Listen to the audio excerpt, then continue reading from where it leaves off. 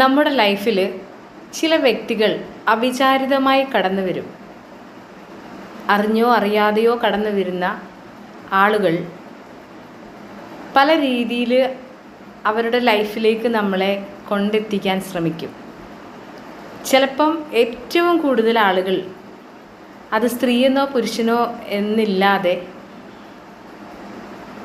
മറ്റൊരാളെ നമ്മുടെ ലൈഫിലേക്ക് കൊണ്ടെത്തിക്കാൻ കാണുന്ന ഏറ്റവും എളുപ്പമാർഗം അവരുടെ സിമ്പതി പിടിച്ചു പറ്റുക എന്നുള്ളതാണ്. അല്ലെങ്കിൽ അവരുടെ ഇമോഷൻസിലൂടെ അവരിലേക്ക് ചെന്നെത്തുക എന്നുള്ളതാണ്. ഇതിലൂടെ നമ്മൾ വിചാരിക്കുന്ന ഒരു കാര്യം എന്താണെന്ന് വിചാരിച്ചാൽ, ഈ പെട്ടുപോകുന്നൊരവസ്ഥ എന്നൊക്കെ പറയില്ലേ, ആ ഒരു അവസ്ഥ വരെ നമ്മളെ ഒരു സ്നേഹത്തിൻ്റെ പീക്ക് ലെവലിലേക്ക് എത്തിക്കും. അതിനുശേഷം ഇട്ടപ്പൊത്തൊന്നും പറഞ്ഞിട്ട് താഴേക്കിടും. അതുകൊണ്ട് ഇവർക്കുണ്ടാകുന്ന മനസ്സമാധാനം എന്താണെന്ന് ശരിക്കും ഇന്ന് വരെ ഒരു പഠനങ്ങൾക്കും തെളിയിക്കാൻ കഴിഞ്ഞിട്ടില്ല. ഒരു കാര്യം. രണ്ടാമത്, നിങ്ങൾ ചെയ്യേണ്ടത്, ഒരു ദിവസത്തിൽ 24 hours നമുക്ക് വേണ്ടി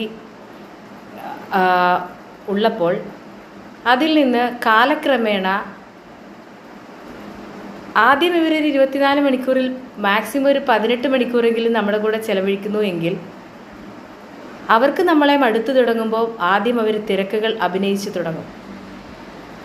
പിന്നീട് നമ്മൾ വീണ്ടും അതിൽ നിന്ന് ഊരി പോകുന്നില്ല എന്ന് കാണുമ്പോൾ അവർ ഓരോ ഉപാധികൾ, ഓരോ റീസൺസുകൾ കണ്ടുകൊണ്ട് നമ്മളോട് അകലം ഭാവിക്കുന്നതായി കാണാൻ സാധിക്കും. പക്ഷേ വീണ്ടും പലതും നഷ്ടപ്പെട്ടത് ഓർത്ത് കഴിയുമ്പോൾ നമുക്കുണ്ടാകുന്ന ഒരു ഫീലിങ്സ് കൊണ്ട് ഇവരുടെ പിന്നാലെ വീണ്ടും പോകും. ഒരു വ്യക്തിയെ മനസ്സിലാക്കി കഴിഞ്ഞാൽ തീർച്ചയായിട്ടും അവരെ അവരുടേതായ വഴിക്ക് വിടുക എന്നുള്ളതാണ് ഫസ്റ്റ് നമ്മൾ ചെയ്യേണ്ടത്. പക്ഷേ എന്നെ കേൾക്കുന്ന നിങ്ങൾക്ക് മനസ്സിലാകും ഇതത്ര എളുപ്പമുള്ള കാര്യമല്ല എന്ന്. അതെനിക്കും അറിയാം. പക്ഷേ നമ്മളോട് കൊടുക്കുന്ന ഒരു ബഹുമാനം, നമ്മളോട് സ്വന്തമായിട്ട് സെൽഫ് റെസ്പെക്റ്റ് കളഞ്ഞുകൊണ്ട് ഒരു വ്യക്തിയുടെയും പുറകെ പോയി ആ ഒരു റിലേഷൻഷിപ്പ് മുന്നോട്ട് കൊണ്ടുപോകാതിരിക്കുക. അവരുടെ ഓൺലൈനും ഓഫ്ലൈനും ഒരിക്കലും നമ്മൾക്ക് വേണ്ടിയുള്ളതല്ല എന്ന് നമ്മൾ മനസ്സിലാക്കി കഴിഞ്ഞാൽ തീരാവുന്നതേ ഉള്ളൂ നമ്മുടെ പ്രശ്നങ്ങൾ. ശരിയാണോ? Bye all.